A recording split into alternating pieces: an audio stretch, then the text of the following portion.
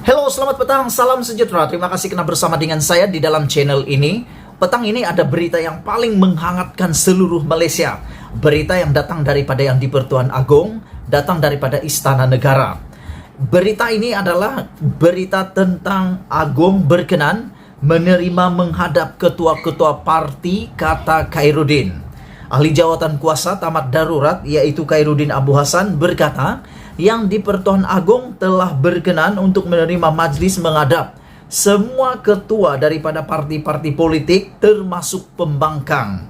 Jawatan kuasa yang diwujudkan pembangkang itu sebelum ini berusaha untuk menghadap Yang di-Pertuan Agong supaya Yang di-Pertuan Agong supaya dapat campur tangan baginda agar darurat ditamatkan. Istana Negara pada April lalu memaklumkan bahwa Sri Paduka berkenan untuk menerima menghadap pada satu tarikh yang telah akan ditetapkan.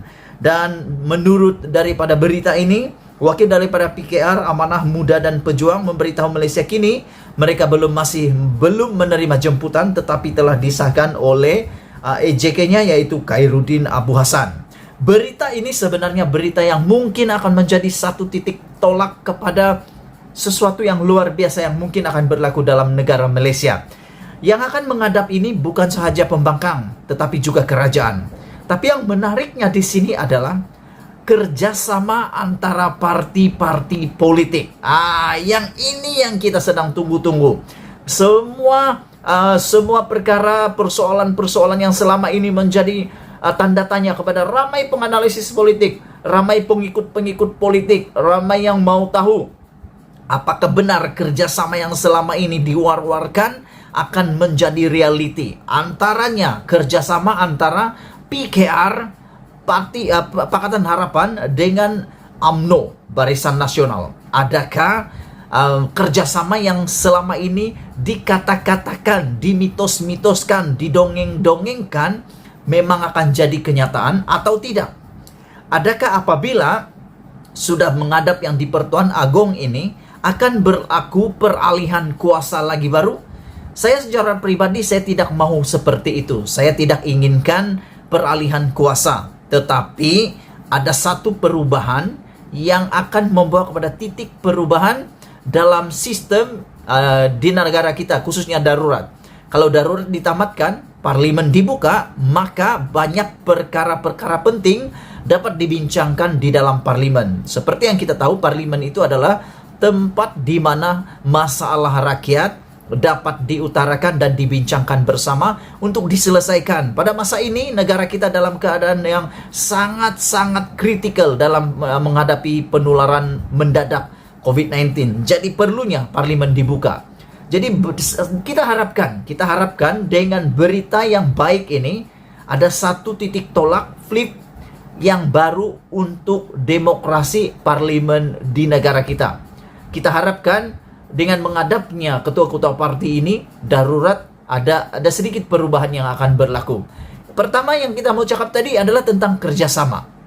Adakah benar PH dapat bekerja sama dengan UMNO atau adakah itu hanya satu sandiwara wayang kulit ataupun hanya dimitos-mitoskan? Selain daripada itu, yang kedua, apakah benar seperti yang kita dengar sebelum ini? Mungkin juga orang cakap tidak perlu cakap, tapi kita masih ada di situ, yaitu masih cukupkah bilangan Anwar Ibrahim? Masih cukupkah Anwar Ibrahim kalau Yang di-Pertuan Agong tanya? Kalaulah tiba-tiba Yang di-Pertuan Agong tanya, Anwar Ibrahim, Datuk Seri Anwar Ibrahim, kamu masih mempunyai bilangan majoriti atau tidak? Agak-agak, apakah jawaban Anwar Ibrahim? Adakah jumlahnya, bilangannya masih sama seperti dulu? Atau ada perubahan meningkat atau menurun? Ini kedua. Yang ketiga yang kita mau lihat adalah apa yang akan dibuat oleh Tun Dr. Mahathir Mohamad.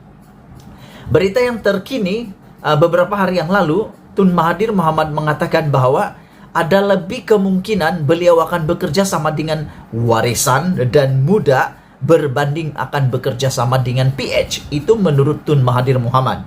Jadi adakah apabila mereka berjumpa Yang di-Pertuan Agong, Parti Pejuang ini akan menjadi benar-benar blok bebas ketiga atau bagaimana?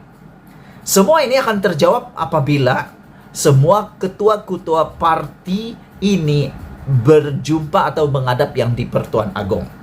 Sebagai rakyat Malaysia, marilah kita semua berdoa supaya yang terbaik berlaku dalam negara kita, yang baik-baik berlaku dalam negara kita. Tidak usah untuk bergaduh-gaduh, cari penyelesaian yang terbaik. Negara kita ini kita punya, Malaysia kita punya, kita jaga sama-sama. Cintai Malaysiaku.